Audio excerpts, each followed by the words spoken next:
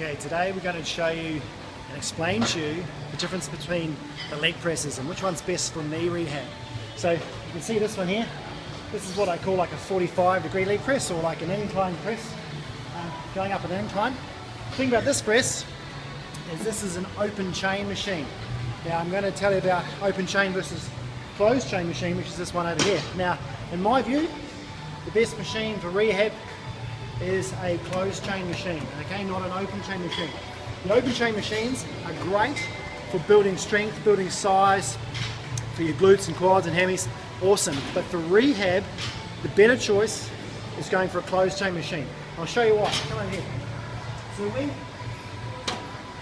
when you're in a leg press, it's quite high. Now the thing about this is, one, in your lower back, it's not so good. So if you've got a lower back problem or you've got disc problems, you can see in here, I'm already in lumbar flexion. Now if I'm going to load through that point, there's a lot of load coming down through my spine, pushing disc pressure that way. I'm in that bent position. In this position, it's very hard for me to get my core on. My spines, I just cannot get it into neutral because I'm so wound up in here, and this will be really tight here. You're going to really struggle to get neutral. So that's one thing, I can't get neutral simply if my core's not on, the discs are in jeopardy. Okay, so that's not great. We're talking about knees, but it's not great for your back anyway. So this press position here, where I push out, I tend to push out with my tummy, that way, okay? And with these ones, people tend to lock and hold it there, and then, look at that. The thighs are off, okay, so I need to be always in there, and this point here, it's still not really on, okay, so this is not great for, even if you're doing one leg, you're going to skew with a little bit of your lower back because the weight down here is quite a lot. So the other thing, because it's an open chain machine, I'm doing shearing forces through my knee, okay, I'm pushing away, okay, pushing away rather than my body moving, so there's a lot more shearing forces through this machine than there is through that. Now if your knee is fine, awesome for leg building and muscle strength, so it's a great exercise, but for rehab, let's go to the other machine. Let's come on to this one.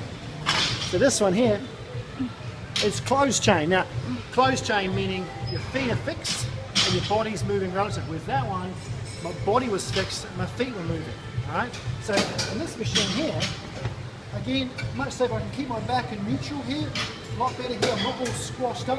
Even when I get right down over here, I can still maintain some sort of neutral spine because my body is straight back in here. There's no vertical load coming down on me. So with this one, what you can do is you're going to push horizontal. Now the tricks is making sure that your weight is through the heel. Okay, so when you're doing one-legged work, or even if you're doing eccentric work, and you're coming down and pushing up with two, so eccentric loading, down with one, up with two, is you're pushing through the heel.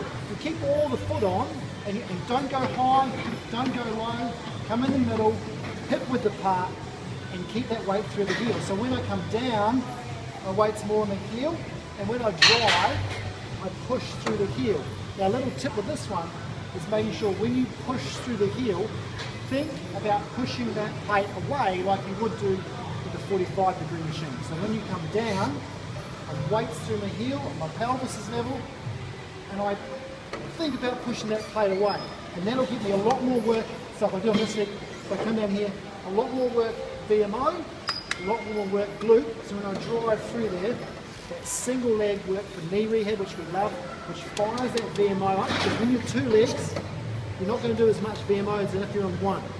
Okay, so more VMO work done on one, and you get really nice and stable. There's nice compression through here, which is what the knee loves, especially an ACL knee. You're driving through into one, and you'll really fire that glute if you push that away.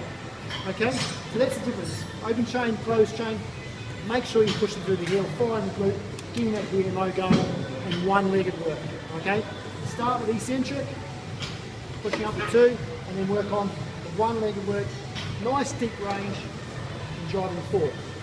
Last little tip: don't let that knee roll inwards. So if you come over here, this knee here, what I don't want you to do is when you come down, think of a line of plane here through your ankle, through your hip.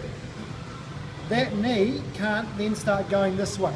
Okay, it's got to stay in line here, otherwise you're going to start getting some patellofemoral tracking problems and some pain, and you're not really building strength there. So Why that one rolling in is because your glutes are a little weak, or you're letting your hip drop, so you're dropping through there, just like you would do on a one-legged squat.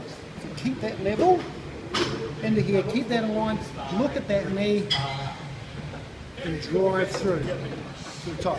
The other thing too is when you get to the top and you lock out, don't let your quads go.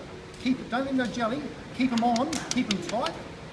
So when you go from lock position to unlock, you've got muscle control. A lot of people get injured because they're going from a lock position, they're using the back knee to lock it, and then they go bang, DMO on. So you want to make sure it's on, so when you release, the control's there from that little bit of movement from 0 to 30 degrees. You want this switching on so you're nicely supported through there. Okay, that's it.